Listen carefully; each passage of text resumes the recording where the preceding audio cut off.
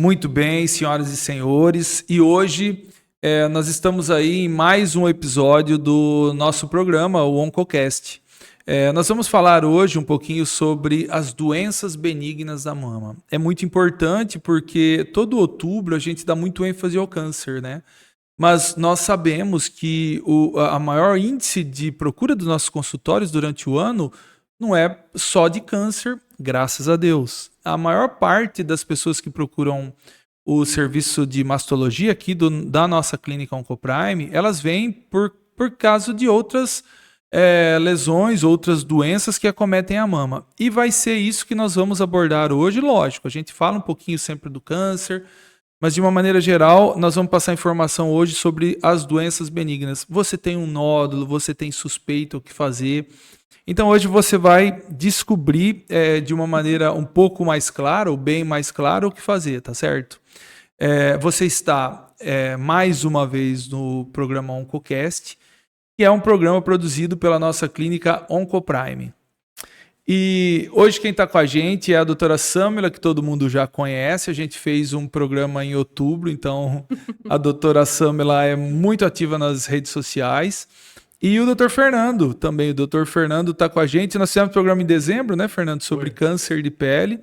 A doutora Samela é mastologista, ela tem duas especializações, a primeira é cirurgia geral, depois ela fez a mastologia, e o doutor Fernando tem cirurgia geral e ele é cirurgião oncológico. Eles são a equipe que cuida das doenças da mama e dos cânceres de mama aqui da nossa clínica. Então, Samela, Fernando, muito obrigado aí novamente de vocês estarem aqui, sempre à disposição, e tenho certeza que vai ser um programa bem legal, né? Vamos começar pelas damas. Eu vou falar. Eu que agradeço, é um privilégio estar aqui para esclarecer para todos, né? E todas, principalmente, algumas doenças aí que são as principais causas que as pacientes procuram o nosso consultório. Estamos aqui para tirar as dúvidas de vocês. Eu que agradeço novamente o convite, Neto, estar aqui presente, poder somar junto com aqui nesse debate. Não digo nenhum debate, mas um bate-bola. Uma conversa. Conversa exatamente. Informal. Todas as que a gente fez foi muito, muito, muito legal, né, pessoal? É sempre um grande prazer para a gente falar isso, né? Quando você quando você conhece o tema, é um prazer imenso, né? Então, por isso que eu gosto muito de fazer esse podcast. Muito bem. A primeira coisa que eu gostaria de perguntar a você, Samela, é o seguinte. A gente, nos nossos consultórios, é muito, muito comum as mulheres procurarem a gente por causa da dor na mama, né? E as chamadas mastites, né? Então, essas dores na mama, quando a mulher tem, elas começam a pensar, será que isso não é câncer? Então, quando que elas devem se preocupar? Toda dor na mama é câncer ou não? Existem outras causas de dor na mama. Obviamente a gente sabe, mas aí é uma maneira da gente passar para vocês de uma maneira bem didática.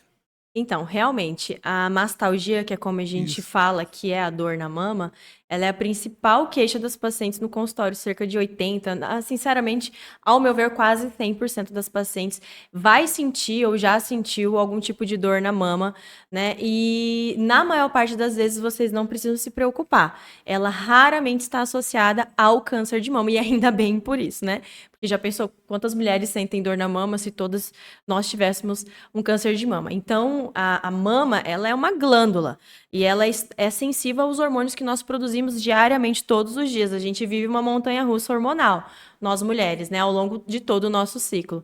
E sensível a isso, ela acaba correspondendo, e um dos principais sintomas é a dor mamária. Então, lógico que podem ter outras coisas relacionadas além do período hormonal da mulher que vão causar a dor, né, como medicamentos que as mulheres usam que podem sim dar dor mamária. Os medicamentos que causam dor mamária também são os medicamentos que acabam causando uma coisa que a gente chama de galactorreia, que é quando a mulher produz um leite fora do período gravídico puerperal, ou seja, ela não está nem gestante e nem amamentando, né? Então, ginecomastia também nos homens são medicamentos que também causam isso, que tem uma questão toda hormonal também relacionada. Temos também as dores extramamárias, às vezes a paciente tem uma dor no músculo peitoral maior, uma dor no ombro irradiada. Sim. Então, é importante a gente descartar tudo isso. Então, essa dor que a paciente tem, cíclica, mais próxima ao ciclo hormonal ou próxima ao momento que ela ovula, quando a mulher ovula, ela também pode ter dor mamária, que é um pico de estrogênio bem alto, né? E essa dor ela é bilateral, geralmente ela é difusa ou acomete mais a região dos quadrantes laterais da mama, principalmente os superiores, que é onde a gente mais tem glândula mamária, a gente associa mesmo a uma dor benigna, tá? Um câncer de mama, para gerar uma dor na mama, geralmente ele tá mais avançado. E não é o primeiro sintoma, porque eu já senti um nódulo, eu já tenho uma lesão na pele, eu tô acometendo um músculo, linfonodos, enfim. Então, a dor na mama é um sintoma ali, sabe, que tá presente, mas ele não foi o primeiro sintoma a aparecer, né? E aí a gente tem outras situações, principalmente a mastite, que a paciente sente dor. Aí é uma mastalgia que você tem um processo inflamatório na mama, né? Então, a mastite, que é a inflamação da mama, ela pode ser infecciosa, ou seja, causada por um agente infeccioso, uma bactéria, um vírus, um fungo. Muito comum na amamentação, né? Muito comum na amamentação. A mastite lactacional é a mais comum, né? A boquinha do bebê tem bactéria, a amamentação não é fácil, as mulheres têm fissura, enfim, várias coisas que a boquinha do bebê pode inocular essa bactéria lá dentro. Mas não significa que uma mulher fora do período de amamentação não possa ter uma mastite. Né? A bacteriana é a mais comum, a gente trata com antibiótico, no consultório mesmo a paciente fica em casa, mas se a paciente tiver sintomas sistêmicos, febre, taquicardia, aquela coisa de uma infecção mais grave, né? Assim como a pneumonia, qualquer situação de infecção. Ou quando a gente trata com antibiótico e não resolve com antibiótico pela boca, a gente precisa internar para fazer antibiótico na veia. Tudo bem. E essas mastites fúngicas, por tuberculose, essas coisas assim, a gente acaba pensando quando você faz de tudo e não resolve. E aí você tem que tratar com antifúngicos, são mastites mais difíceis de serem tratadas e entram como diagnóstico de exclusão mesmo. Então, Samila, na maior parte das vezes, né, Fernanda, a mastite ela é tratada, a mastalgia ela é tratada de maneira conservadora, né? Exatamente. Obviamente existe a questão cirúrgica, né, Fernando? Se uma mastite ocasionar uma coleção, aí a coleção tem que drenar, né? Sim. Se tiver uma loja, a Samila até pode falar melhor que eu nesse ponto, mas quando tem uma mastite que ela não responde a tratamento medicamentoso, tem uma loja organizada, e mesmo com antibiótico terapia não há resposta, há indicação de drenagem. E a mastalgia simples, né, Samila, aquela que é um pouco mais simples, ela é tratada desde de complexos com vitaminas até anti-inflamatórios e etc. Na verdade, assim, o que os estudos mais recentes indicam é que essas vitaminas, como óleo de prímula, vitamina E, são caras, né? Porque não é baratinho. Hoje tudo tá caro na farmácia. Mas, além disso, eu falo mesmo. Exatamente. Eu falo mesmo. E o pior de tudo, não funcionam. Atuam como placebo. Então, para essas mastites que são mais cíclicas, pouco afetam a paciente, digamos assim, a gente trata pontualmente. Então, medicamentos que bloqueiam o efeito da dor, anti-inflamatório, medicamento para dor. Agora, essas mastites que são severas, que a gente fala, são mastites crônicas e severas, de alta intensidade, que atrapalham a qualidade de vida da paciente. Então, tem paciente que tem dificuldade na relação sexual, tem paciente que tem dificuldade na realização de atividade física, porque qualquer movimento dói, ninguém pode abraçar. Então, você sente isso muito no consultório, né? Como é que isso afeta a vida do paciente? A gente acaba lançando mão de algumas medicações. Um deles é o tamoxifeno, que é um medicamento que a gente usa no tratamento do câncer de mama. Sim. Só que é metade da dose, né? Então, como é que ele atua? Ele atua bloqueando os hormônios, porque a mama dessas mulheres, elas são mais sensíveis à dor, tem mais receptores de estrogênio, de progesterona. Então, bloqueando esses receptores, eu não vou ter o estímulo para ter o edema da mama, o inchaço da mama e tudo, e melhora a dor. E realmente melhora nessas pacientes. Então, pessoal, só para a gente fazer um resumo rápido, nós falamos inicialmente de duas situações distintas. Uma delas é a mastalgia, que é a dor na mama, por vários motivos, e a outra é a mastite, que é a inflamação da mama, né? Que é o mais comum, como a gente disse, por agentes bacterianos. Samir, essa semana nós pegamos em conjunto uma paciente com um nódulo grande na mama e Verdade. você acabou vendo, a gente estava até aqui conversando antes de começar o programa e quando você falou agora, tem determinadas afecções na mastite que incomoda a paciente. Uma queixa dessa paciente com nódulo de mama eu não consigo deitar de bruço, se a gente for falar o português claro. Então, ela tinha um nódulo muito volumoso. Uhum. E vai muito com isso. Incomodava a vida dela, ela não conseguia fazer exercício e tudo mais. E aí eu pego um gancho para te perguntar uma coisa. Para os dois, inclusive, né? As pessoas que chegam no consultório com nódulo. E eu queria que vocês falassem de duas situações. Nódulo em jovem, e nódulo em pessoa, aquele do grupo de risco, porque Sim. tem lá situações distintas. Um pode ser lá desde fibroadenoma, etc., até chegar num câncer. Então, eu queria que vocês falassem disso e falassem um pouco a respeito dos nódulos, que são os mais comuns, né, que procuram a gente em consultório, depois da mastite, são os nódulos, né? Exatamente. Sim. É a segunda causa dos pacientes que procuram o consultório de mastologia, né? Nódulo palpável. Então, a primeira coisa que a gente precisa entender, a maior parte dos nódulos são benignos. Ufa, né? Ainda bem por isso. Então, assim, cerca de 80% dessas pacientes, né, vai ter nódulos aí que, na maior parte das vezes, vão ser fibroadenomas, que são os nódulos benignos. Então, o fibroadenoma, o simples, ele é mais comum na mulher jovem, dos 15 aos 35 anos. Eles crescem lentamente, são lesões... Eu uso muito essa analogia com as pacientes no consultório. Imagine uma bola de gude. Ou sabe aquelas bolinhas que você coloca a moeda e ela cai e ela quica, assim? Sim. Ela quica. Então, essa bolinha, que ela é meio fibroelástica, Sim, né? exatamente. Imagine essa bolinha. É o nódulo de fibroadenoma. O câncer de mama, vocês já comeram cajamanga? Sim. Sabem como é a semente dele? sim. Que é uma semente que tem umas raizinhas? Sim. Esse é o câncer de mama dentro da glândula mamária, tá? Então, esses nódulos eles são bem delimitados, eles não têm Exatamente. vascularização. Retirar eles é muito fácil. A gente tira com o dedo. Depois que você acessa, você passa o dedo ao redor e ele solta. Então, isso é a natureza de uma lesão benigna. O câncer é diferente disso. Ele cria raízes e gruda aonde ele tá. Ele não Exatamente. tem mobilidade, tá?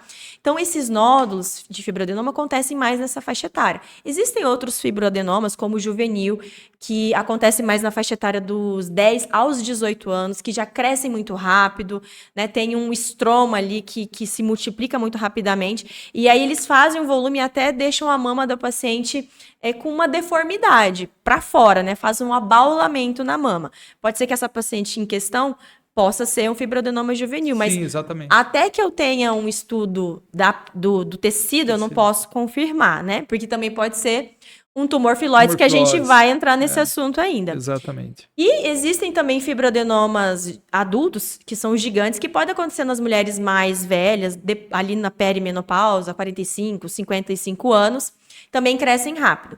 Só que uma paciente perto dos 40 anos, que nunca teve nódulos na vida, nunca, não tem uma predisposição à formação de nódulos. De repente, com 40 anos ou mais, apresenta o primeiro nódulo da sua vida. Tudo bem, com todas as características benignas, como é que eu vou me portar em relação a isso? Eu tenho que pensar que, apesar da maior chance ser nódulo benigno, sempre, porque estatisticamente sempre vai ser, eu tenho que pensar que o risco de ser câncer de mama é maior do que a população mais jovem. Então, mesmo que eu tenha um nódulo com todas as características benignas, até que se prove o contrário depois dos 40 anos, ele é um possível câncer de mama. Então, ele precisa ser biopsiado. Pois é, eu tenho o costume de dizer, né, consultório para as mulheres exatamente isso. Você está fazendo segmento de um nódulo na mama e pela sua idade, talvez procure, tire o nódulo e Sim. etc. Porque você fica seguindo um nódulo depois dos 40, numa faixa etária onde começa a aumentar a incidência de câncer, uma coisa que não é tão inteligente. Isso é rotina, assim, eu costumo fazer, sempre fiz a vida toda.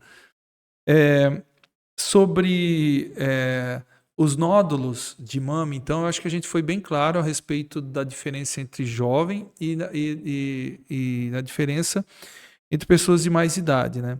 Uhum. Os jovens, só puxando um gancho, eles chegam pra gente com ultrassom, às vezes faz a mamografia e tudo mais, então é legal falar aqui a respeito disso, né? Mamografia em jovem não é muito indicado, vou puxar um pouquinho esse gancho, Pode ficar à porque a vontade. gente vê isso, né? Né, Fernando? A gente faz aí a preferência é fazer o ultrassom, não é? Quando é jovem. Isso, a gente realmente, quando o paciente é mais jovem, a gente pede a ultrassonografia, em alguns casos, pacientes com prótese mamária, mesmo assim, a gente pede uma ressonância de mamas, até para Exatamente. acompanhar. Mesmo até para comparar, tanto com ultrassonografia mamária, com ressonância de mamas. E hoje a gente tem uma coisa muito interessante, aproveitando o gancho que você falou, né? A Samila falou muito bem sobre nódulo, é a cancerofobia, né? Exatamente, é verdade. Nossa, O paciente, Apareceu, já desespera, né? o paciente vai no consultório com medo de ter câncer de mama pela dor. Ou então ela notou um nódulo, ela vai pela dor. E isso é muito importante. Isso a gente até levantou a bandeira que a mulher se cuida mais e mais no consultório do que propriamente dito, do próprio homem. Sim, exatamente. E só para finalizar aquela questão do ultrassom e da mamografia, o ultrassom, obviamente, pessoal, ele é mais indicado em pessoas mais jovens, porque a mama da mulher é mais densa. Quando ela tem uma certa idade, ela é um pouco mais densa, a mama da mulher. E depois, conforme ela vai ficando com uma idade um pouco mais avançada, a mama ela começa a lipossubstituir, tem a lipossubstituição do parênquima. O que é isso? O parênquima que produz leite, ele já começa a ser substituído por gordura. E aí, sim, está indicado fazer a mamografia porque você tem uma sensibilidade e especificidade um pouco maior nisso, que fique bem claro. Vamos passar para uma outra lesão benigna, que também é uma coisa que procura muita gente no consultório, e eu penso que o diagnóstico diferencial, queria que você falasse isso, é também no ultrassom, né? Que são os cistos. sim. E sabe o que eu queria que vocês falassem também a respeito do cisto simples e do cisto complexo? E onde que você suspeita que aquilo é só uma lesão benigna ou aquela lesão já tem característica maligna e tudo mais? Quando que a mulher deve se preocupar? Sim. Bom, o cisto, gente, ocorre, então, porque a gente envelhece, né? Apesar de a gente não estar amamentando sempre, gestando, a nossa produção hormonal ela é contínua, né? Vai alternando entre estrogênio e progesterona, e eles têm ação no nosso epitélio mamário, né? Nosso tecido mamário. Isso faz com que a mama vai envelhecendo com o tempo também. E eu gosto muito de usar uma outra analogia, eu sou a mulher das analogias no consultório. Eu falo para os pacientes entenderem a mama delas como cachos de uva. Cada cachinho de uva é ali um lobo mamário, entendeu? Então, você tem ali de 15 a 20 cachos de uva que desembocam no bico do peito. E aqueles cabinhos do cacho de uva são os ductos. Então, a uva é onde eu vou produzir o leite, a unidade ducto alveolar.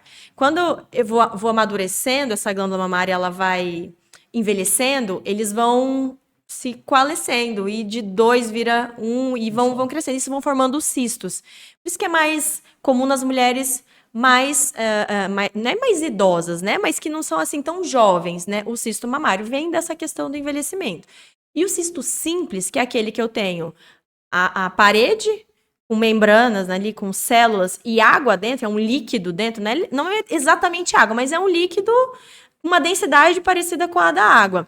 Você não precisa ficar preocupado, isso é uma alteração benigna, não vira câncer, assim, é 100%. Tanto que a gente dá no ultrassom de mama, o BIRADS é 2, que significa lesão benigna, não vira câncer, ok? Quando que a gente precisa se preocupar na questão do cisto? Quando eu tenho cisto complexo e quando eu tenho algumas questões do microcisto. Então, quando eu tenho o cisto complexo, é o quê? Eu tenho esse cisto e dentro dele eu tenho lá aquela bolinha de sólida, que eu tenho o quê? Um nódulo dentro do cisto. Isso é um cisto complexo. Então, imagina só, eu tenho várias células na minha glândula mamária. E ao redor daquele cisto, eu tenho células de glândula mamária. Eu posso dar o azar ou a sorte de daquela célula virar uma célula tumoral. E cresce o câncer para dentro do cisto, entende? É essa a ideia. Então, todo cisto complexo, ele precisa ser analisado, né? A gente costuma fazer uma coisa chamada biópsia assistida a vácuo, que é uma biópsia da mama com um aparelho que ele faz uma sucção. Então, a hora que eu estou biopsiando, ele suga, de maneira que o líquido dali de dentro, ele não escapa pro tecido da tecido, mama, né? Por sim. quê? Porque esse líquido pode ter Pode ter células célula cancerígenas. Por isso que eu não posso biopsiar de uma forma simples, entende? Ele precisa ser retirado. E essas lesões que são menores do que 2 centímetros, a biópsia a vácuo, ela retira por completo, né? Então, você não precisa operar. Então, é o padrão ouro, digamos assim. E no caso dos microcistos, a gente precisa se preocupar, né? Ficar mais atento também retirar quando eu tenho um microcisto único. Porque se eu tenho uma mama cheia de cistos, microcisto na mama direita, microcisto na mama esquerda, eu tenho uma coisa chamada alteração funcional benigna da mama. É uma mulher com mais receptores hormonais na mama, que recebem os hormônios do corpo dela, e isso gera os mais cistos de mama. Então, é um espectro completamente benigno da mama. Agora, se eu tiver só um microcisto, a mama direita, um microcisto, eu não tenho uma alteração funcional benigna da mama. Porque eu tô falando de uma coisa sistêmica. Tem que acometer as duas mamas. Sim. Né? Eu tenho que acometer vários locais da mama. Então, um só, a gente já fica também de olho, e a gente precisa também fazer a biópsia assistida a vácuo. Samuel, eu acho que quem está assistindo a gente, né, Fernando, que possui algum cisto, que já escutou falar em cisto de mama, vai ter aquela ideia inicial de vamos fazer a punção e drenar? Porque isso acontece com frequência, tá? Sim. Então, por que eu estou dizendo isso? Porque para tocar em 2 pontos. Primeiro, o tratamento, que você já falou um pouquinho. Uhum. E segundo, que eu achei muito legal nessa nossa conversa, da biópsia a vácuo, né? Uhum. E você vê o cuidado que tem esse tipo de procedimento, porque, como você mesmo disse, ele poupa a disseminação de células cancerígenas, né? Então, assim, não é você detectar que tem um nódulo, por exemplo, já enfiando um cisto, e já enfiando uma agulha para poder esvaziar. Não é isso mais, né? E como que você faz, de maneira geral, o tratamento? Tanto de cisto pequeno como cisto volumoso. Então, Existe, e uma outra só para eu finalizar a pergunta, para ficar um pouquinho mais claro. Existe ainda a situação de você fazer a punção do cisto e deixar lá e observar, se for um cisto maior? existe sim. A gente acaba só fazendo a punção quando ele é um cisto sintomático, né? Então, eu palpo a mama, eu sinto se tem cistos que aparecem tão rápido, Não, sim, que são os exatamente. nódulos. O paciente, de repente, começa a sentir um nódulo que cresceu em uma semana, gente. Isso provavelmente é história de cisto, não é história de nódulo sólido, né? Então, aí você palpa ele e esvazia o cisto. Ele pode reformar, né? Tem uma taxa de recidiva que a gente chama, né? É superior a 50%, mas pode dar um grau de conforto para a paciente, porque essas pacientes que têm alteração funcional benigna da mama e cistos de mama, eu costumo falar, paciente chegou e tem um monte de cisto, eu já sei, ela tem mastalgia. São pacientes que têm a mama mais sensível, porque, gente, com certeza, é um sinal indireto, né? Tem mais receptores, produzem cisto, eu já sei que ela tem mais dor na mama. Então, os cistos pequenos, que eu não palpo, a gente só faz a punção, que a gente chama de punção por agulha fina, quando a mama é muito sintomática. O paciente tem muita dor e a gente quer testar se vai melhorar a dor puncionando os cistos. Certo. Então, esses cistos que são impalpáveis, a gente faz guiado por ultrassom. E os que são palpáveis, que na maior parte das vezes, para ter tanta dor assim, é mais os palpáveis, os grandes, maiores do que 2 centímetros. E a gente faz a punção, mas lembrando que eles podem voltar. A biópsia a vácuo é feita com aparelho? É um aparelho especial que... Como que eu vou te dizer? Uma máquina, ela é maior do que a biópsia comum que a gente faz, né? A core biopsy.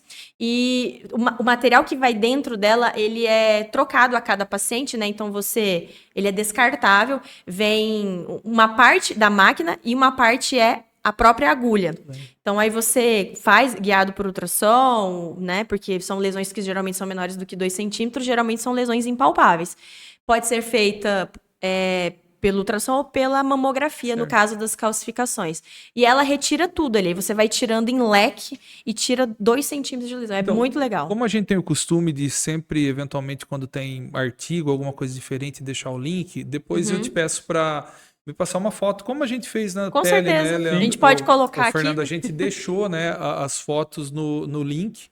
Aham. E aí a pessoa entra lá no YouTube e consegue acessar. Foi legal, né, Fernando? A gente pegou foto nossa, inclusive, né? Legal. Agora, para a gente progredir um pouco mais, e acho que vamos falar um pouco de mamas, as mulheres que procuram a gente com sintoma de mama inflamado, né?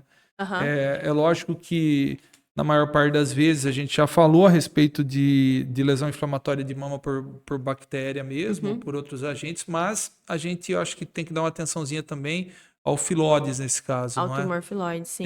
E aquela situação também do pol de orange, né? Que Uhum. pode ser um diagnóstico diferencial, que Sim. a lesão casca laranja pode ser um diagnóstico O do diferencial, Hansch. exatamente. Um diagnóstico diferencial disso, né? Então, queria que É. você falasse um pouco disso. E, Eu Fernando, acho tem muito bastante importante. coisa que é da SAMI, nós vamos entrar em cirurgia, você vai falar um pouco mais. Fica Mas se você quiser complementar, fique à vontade. Não, fica tranquilo. Né? Então, esse tema é muito importante porque a mastite, né, entra como um diagnóstico diferencial o carcinoma de mama inflamatório, né, que por definição é quando a gente tem um aspecto de casca de laranja, que é o tal do podorange, na mama em pelo menos 1/3 da mama. É como se fosse uma dilatação dos poros, né? Exatamente, é como a gente tivesse um acometimento dos vasos linfáticos do Isso. tecido da pele da mama. Então é um acometimento bem amplo, né? Então acaba que a gente precisa submeter essas pacientes à mastectomia, porque 1/3 da mama ali a gente já não consegue fazer uma cirurgia conservadora. Então é um diagnóstico diferencial quando eu tenho uma mastite que ela não resolve, uma mastite mais difícil de ser tratada também. E falando do tumor filóides de mama, é um tumor, né? Porque geralmente ele é maior do que 2 centímetros, maior do que 2 centímetros, a gente já chama de tumor.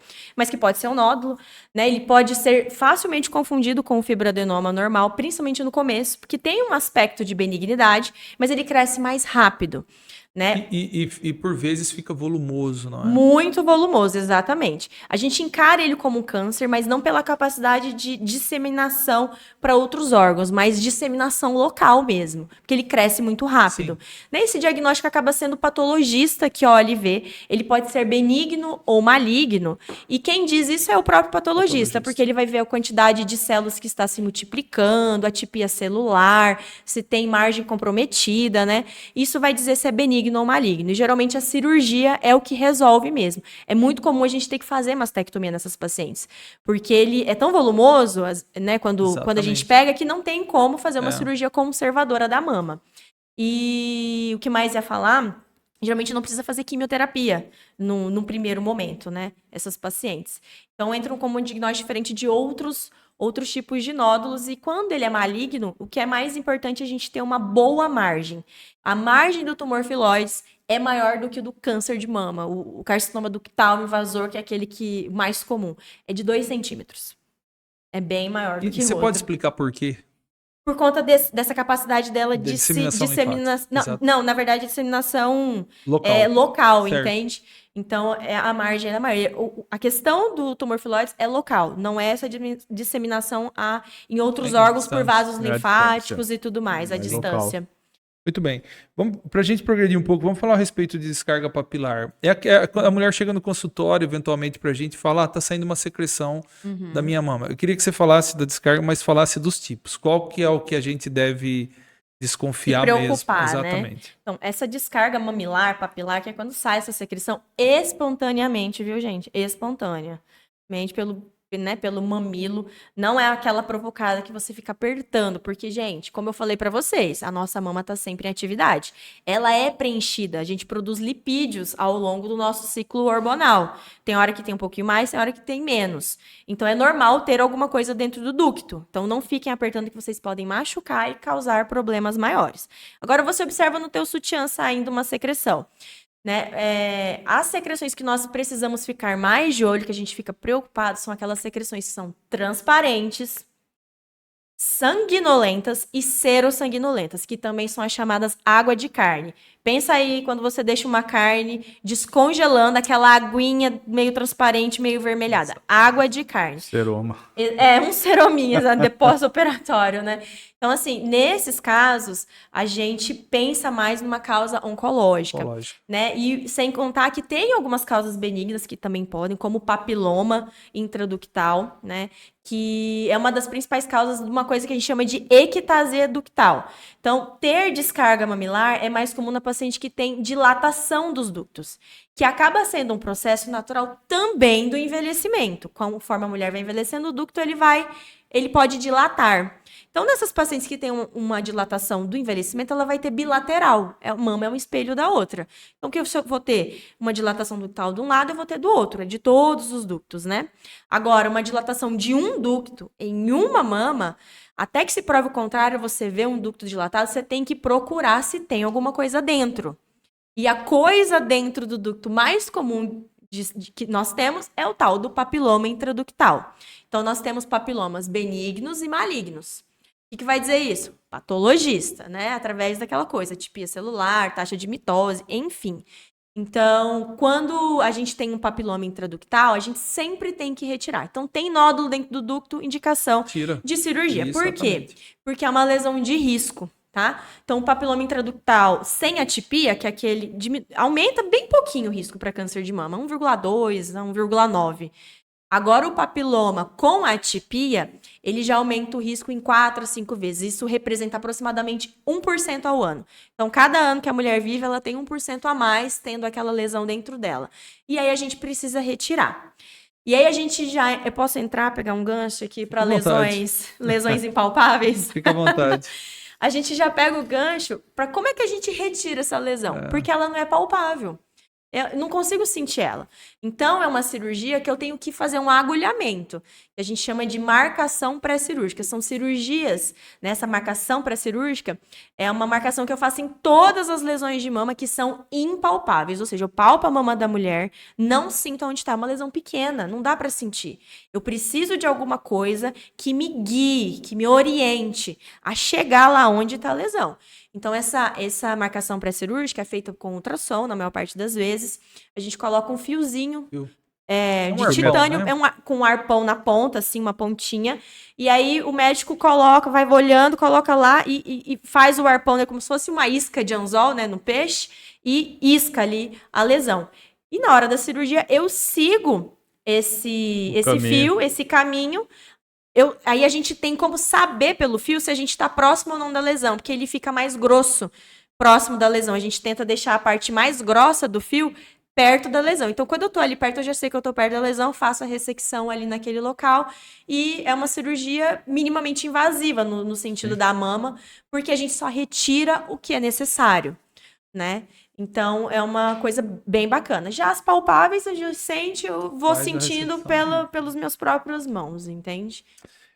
Fernando, fazer um comentário aqui, que a gente eu sou mais antigo, bem mais antigo que vocês nesse sentido. Eu vim de um serviço, viu, Samela, Fernando, onde a gente tinha o nosso serviço de oncologia, o nosso serviço do tratamento do câncer, o tratamento do câncer de mama era realizado por cirurgião oncológico. Uhum. No serviço que eu vim, isso no estado de São Paulo, em Ribeirão Preto, no serviço que eu vim não tinha mastologista. Muito pelo contrário, os mastologistas passavam por lá para pegar a mão. Uhum. E na ocasião não existia essa questão da oncoplástica, etc. E os cirurgiões plásticos entravam com a gente. Então, por que estou dizendo isso? Porque, eventualmente, a gente recebia a referência dos próprios mastologistas ou dos ginecologistas quando as doenças tinham características malignas ou já era, o BIRAD estava começando, né? Ou já eram lesões que tinham sido biopsiadas de N maneira, né? Pode ser pelos métodos corretos ou não. Tirava o nódulo e manda para o serviço, né? Então, por que estou dizendo isso? Para explicar de maneira geral a interação do cirurgião oncológico com o mastologista. Hoje em dia a gente tem muita figura do mastologista, né, Samela, que trata as doenças da mama de maneira geral. Uhum. Mas existe a figura do cirurgião oncológico que tem habilitação para fazer o tratamento das cirurgias de mama, e aí é onde eu quero entrar, porque veja que você falou, nós estamos falando aqui muito de lesão benigna, né, muito de lesão benigna, que é uma área muito do mastologista. Mas quando entra na parte cirúrgica, obviamente você faz a cirurgia, mas tem a parceria com o Fernando, cirurgião oncológico, né? Com certeza. Então... Por favor. Claro. Então, Fernando, queria que você falasse um pouquinho a respeito da cirurgia nas lesões benignas, a sua experiência com isso, e também como é que você vê a evolução nos últimos tempos. Porque eu sou de uma época onde a gente fazia... Samela, as cirurgias radicais nas mamas.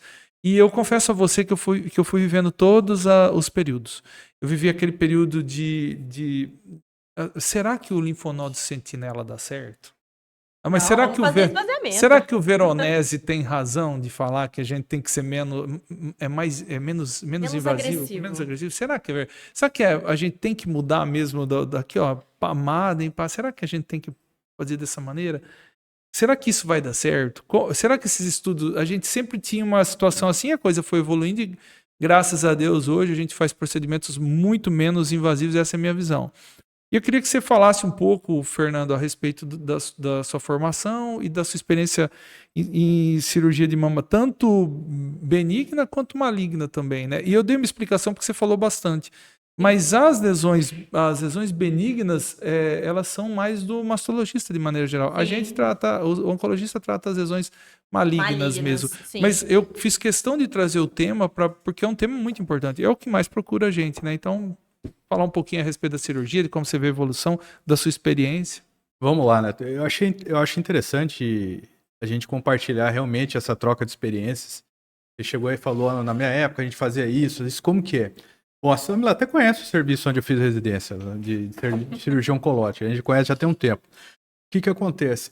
Não sei se pelo fato de ser um serviço de referência de cirurgia oncológica, a grande maioria das vezes, através do rastreamento, da mamografia anualmente, as pacientes elas chegavam com uma lesão, com uma microcalcificação alterada.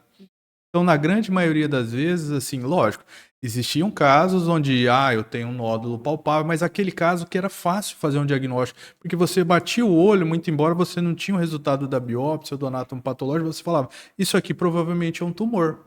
Porque era aquele nódulo que a mama já ficava ou com a pele com casca de laranja, ou tinha retração, ou ela já tinha dor, ou a axila estava totalmente comprometida.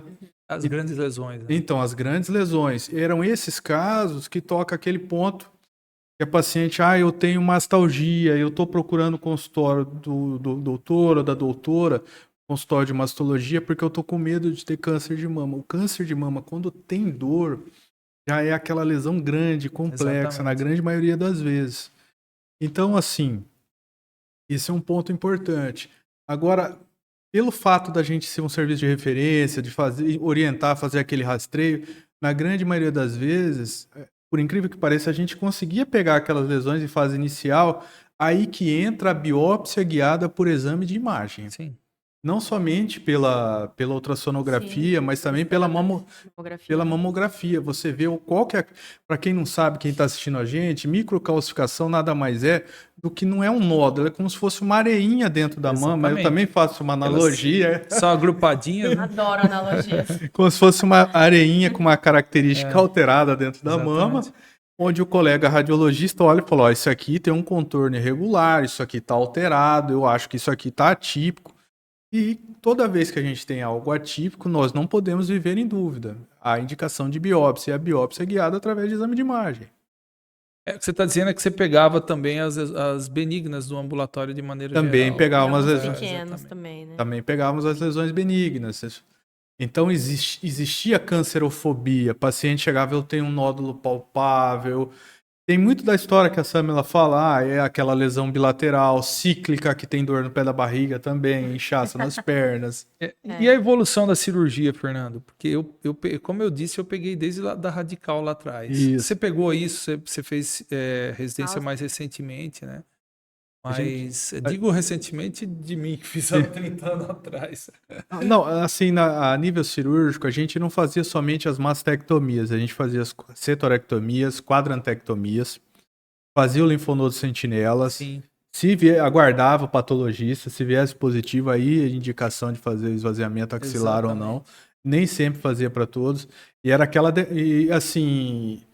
era aquela demora, né? O que o patologista vai falar? E aí, foi positivo, é negativo? Sim. E aí, tá aqui na cara do gol, vamos esvaziar ou não vamos? O chefe falava, para com isso, espera o resultado. Daí, ansiedade do cirurgião. Ansiedade do cirurgião. Exatamente. Então, assim, pegamos até um pouco de cirurgia oncoplástica. Eu lembro muito bem de uma paciente jovem. E oncoplástica é um termo recente. É cirurgia plástica, né? E eu me lembro quando surgiu, viu? Porque foi um pessoal de Ribeirão que começou, não sei se foi eles que inventaram, mas eles começaram a disseminar. Era de lá eu conhecia as pessoas. E aí esse termo hoje se tornou assim meio, tá mais em evidência e tudo mais, mas na verdade é o processo de reconstrução.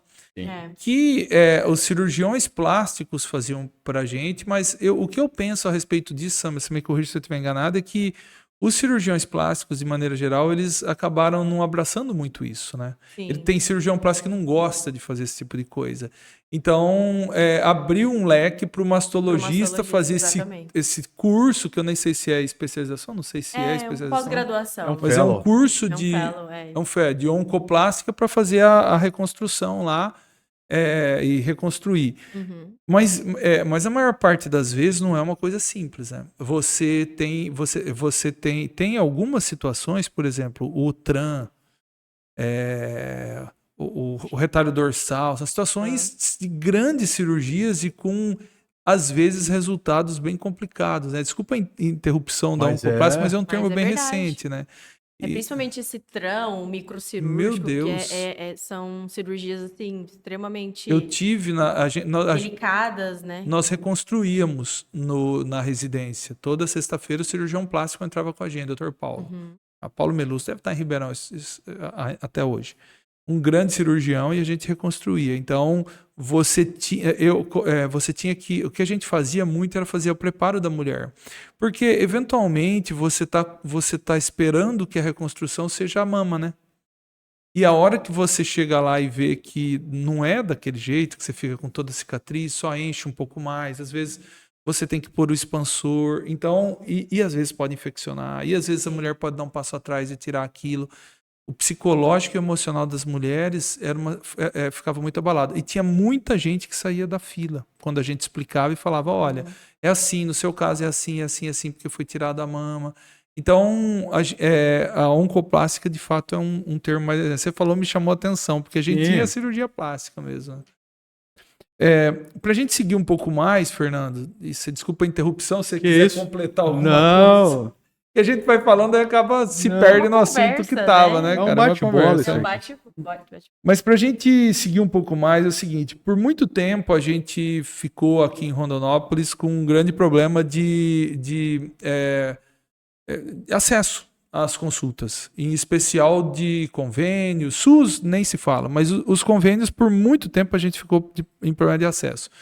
Tinha as pessoas que queriam marcar demoravam muito para fazer a marcação, às vezes meses, e infelizmente tinham que ir para outras cidades. Isso é muito frequente, penso que deve ser muito frequente até hoje. Então, eu gostaria de falar um pouquinho a respeito da importância desse nosso serviço aqui, porque o serviço tem, por ser um serviço com formato, um serviço novo, a gente obviamente tem uma agenda muito flexível, a gente consegue ver as pessoas no mesmo dia. Ontem eu estava com a paciente no consultório, eu liguei para você viu na hora. Foi. Isso impensado para mim há um ano atrás, mas é impensado. Então, eu queria que você falasse um pouco, Samela, a respeito da importância de quando o paciente colocar a mão lá no banho, detectou o nódulo, da importância dele ser atendido imediatamente. Então, e se isso,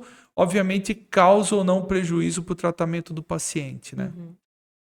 Olha, eu acho esse tema extremamente relevante porque isso impacta diretamente, né, os resultados, né, as chances que nós temos caso seja uma doença maligna, um câncer de mama, por exemplo, né?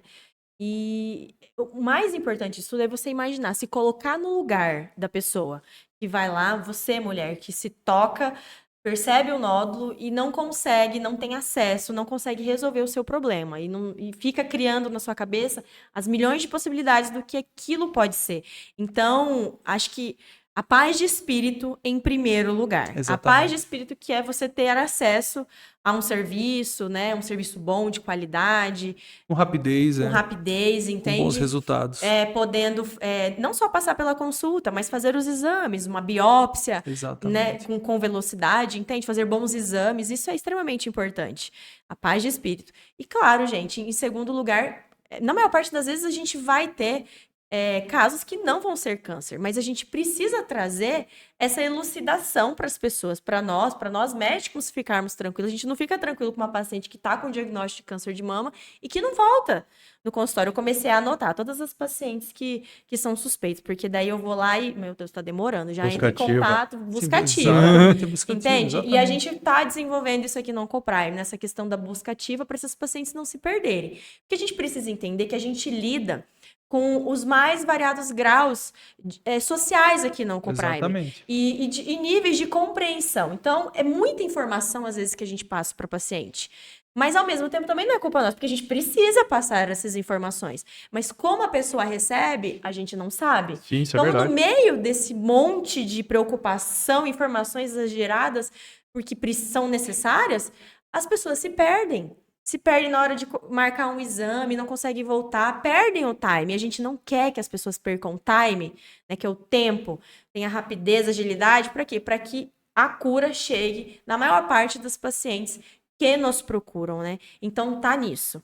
Quanto mais precocemente o diagnóstico do câncer de mama, maior a chance de cura. É isso, é esse mantra, é o mantra. Eu tenho muita felicidade em dizer que aqui na Oncoprime, né, Fernanda, acho que em especialidade nenhuma, né, Samira, você espera. Nenhuma. Aqui a gente não deixa esperar.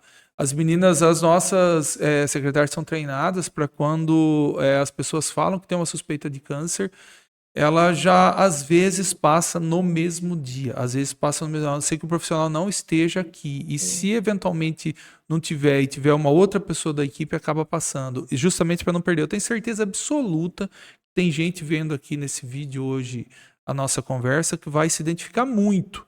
Porque eu perdi a conta de vezes e as pessoas chegavam para mim e falavam: eu tentei passar aí, não consegui, fui embora para Cuiabá.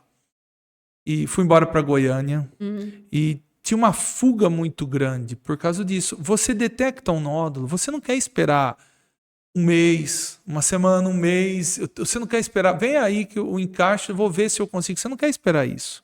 Se não conseguiu, você pega o carro e vai embora. É natural acontecer isso, porque é sua vida, né? Então eu tenho muito prazer em dizer para vocês que hoje isso não acontece. E obviamente nós vamos se esforçar para fazer algumas, outras vem novidade por aí, nós vamos se esforçar para fazer uma linha de acesso para os pacientes que quando tiver qualquer dúvida a respeito de nódulo ou de câncer de maneira geral, mas em especial de câncer de mama, que é o que mais acomete as mulheres, que procure a gente e seja atendido de maneira até diferente dos outros tipos. Então, aqui no Oncoprime, obviamente, a gente está pensando muito nesse tipo de coisa para poder pegar os cânceres iniciais, né? Porque quanto mais inicial a gente pega, maior a chance de cura, né? Sim, com certeza. E só para a gente já ir finalizando, né? Eu queria, assim, que a gente falasse um pouquinho a respeito... Obviamente, nós vamos falar um pouco, entrar nessa situação da cancerofobia, né? Porque é assim, quando as mulheres detectam alguma alteração na mama, elas têm aquela situação de, será que isso é benigno ou maligno? Então, assim, ó, onde entra a situação do segmento? Eu estou perguntando o seguinte, a mulher jovem tem um nódulo da mama, vamos tirar ou vamos seguir? E se estiver seguindo, vai malignizar? A mulher já dos 40 em diante tem um nódulo. Será que isso aqui a gente segue ou tira? Porque existe algumas pessoas que procuram a gente e falam, eu passei já 1, 2, 3 anos, está aqui meu ultrassom, eu estou fazendo o segmento dessa lesão aqui. Então ela nunca está em paz, né? Porque ela vem e traz 3, 4, 5 ultrassons, né? E que diga-se de passagem, o ultrassom é importante, os exames de imagem, mas o ultrassom é importante fazer num lugar de qualidade, porque senão você tem lá um laudo ruim e isso interfere muito na conduta dos médicos, às vezes tem que pedir em outro lugar. Mas eu queria que você falasse um pouquinho a respeito disso, da questão do segmento, que deixa hoje as mulheres muito apreensivas. Bom, mulheres jovens, né, que apresentam, nessa faixa etária que eu comentei com vocês, de apresentação dos nódulos benignos, nós costumamos fazer um acompanhamento semestral, que é um curto prazo, sempre orientando essas pacientes para fazerem um autoexame mensal e a cada 6 meses a gente repete ultrassom de mama. Isso vai até 2 anos, considerando o mesmo nódulo. Se aparecer novos nódulos, recomeça essa contagem de 2 anos, né?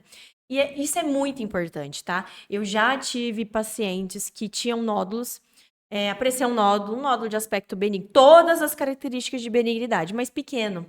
Então, ele não tinha ainda, vamos dizer assim, tamanho suficiente para mostrar sua verdadeira face. E aí, ela acabou deixando esse segmento, voltou mais de 1 ano depois. Na verdade, 1 ano e meio, quase 2. E era um câncer de mama. Nossa. Então, assim, se fosse 6 meses depois, ele já tinha crescido, ele tinha mudado alguma coisa na sua característica. Por isso que o segmento ele é em curto prazo.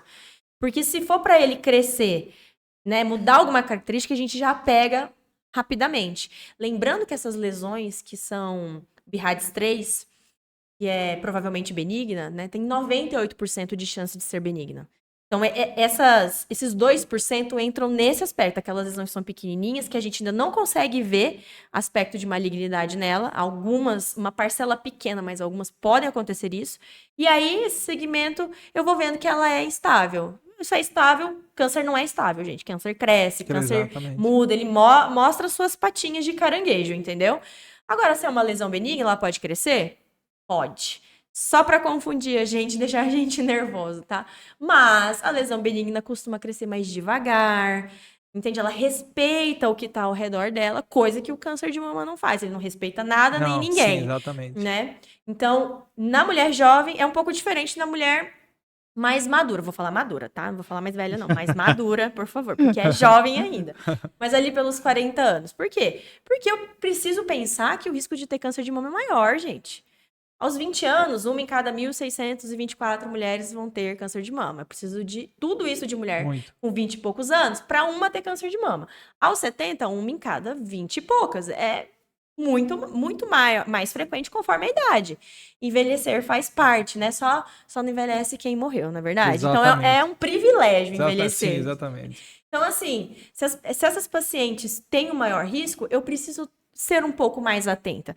Fazer o cálculo de risco para câncer de mama, ver se a gente tem um risco aumentado, precisa fazer a ressonância como exame também de rastreamento, se esse nódulo cresce ou não, biopsiar ele. Então, ali pelos 40 anos, nódulo novo, paciente que nunca teve história de nódulos de mama, eu sempre biopsio, no mínimo, entendeu? E se a biópsia não for condizente, né? É aquela coisa de ser condizente, exame de imagem, exame anatopatológico, a gente ficar na dúvida, a gente opera para ter certeza, tirar a lesão inteira e ter certeza que ela inteira é benigna ou uma lesão pré-maligna, não sei. Não. Vai depender de como ela for, né? Mas é claro, acontecem sim muitos casos de pacientes que já tinham nódulos, começaram aos 30, pode acontecer.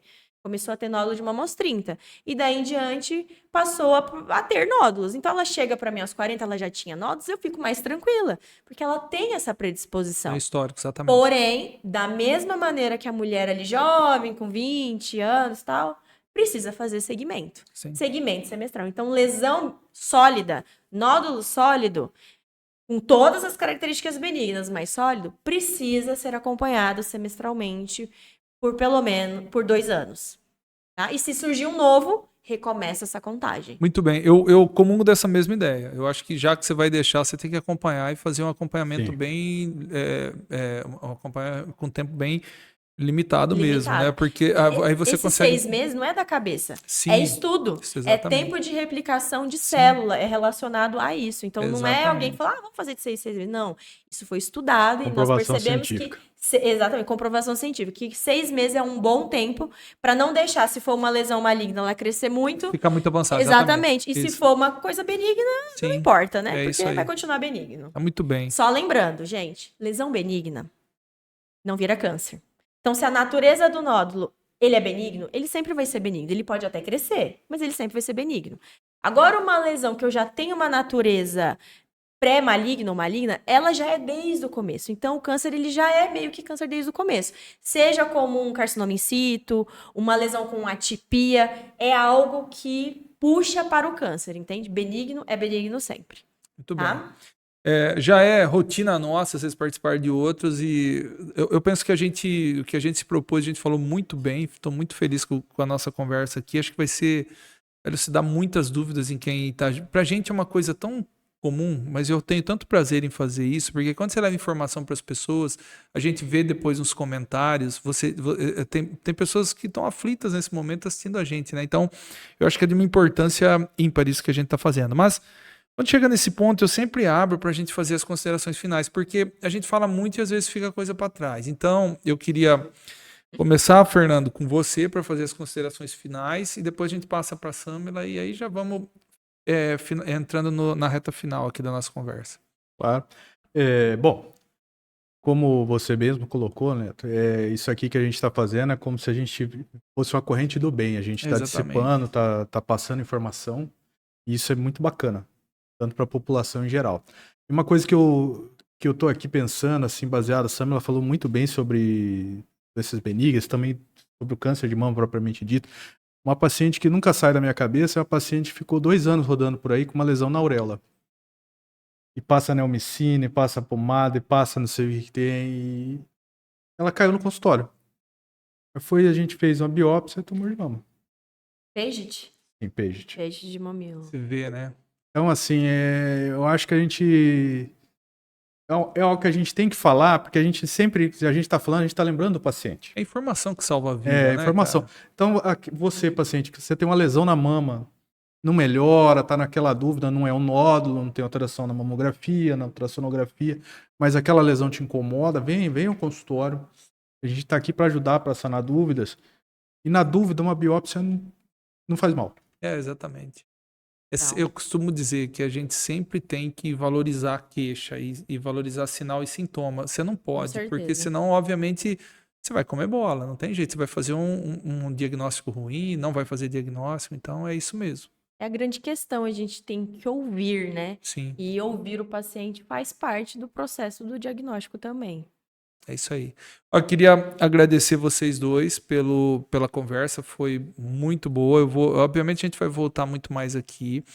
E queria dizer para vocês que a doutora Samila e o doutor Fernando, eles são o nosso serviço de mastologia aqui da Oncoprime, são o novo serviço de mastologia da cidade. E a nossa proposta é um atendimento rápido. Aqui na Oncoprime, com eles, tenha certeza que você não vai esperar. Não existe essa história de esperar aqui. A gente não é. Isso é uma coisa que a gente preza por não acontecer, porque o diagnóstico do câncer ele tem que ser rápido e preciso, porque aí, obviamente, a gente está salvando vida, não é isso, pessoal? Então, muito obrigado. E queria agradecer a você que chegou aqui com a gente até agora e queria também deixar claro que toda essa nossa conversa ela vai estar nas nossas redes sociais, tanto do Instagram quanto lá do YouTube. No YouTube você também encontra essa nossa conversa na íntegra, tá certo? Então, durante a semana a gente vai falando aí a respeito dos outros podcasts com temas interessantes.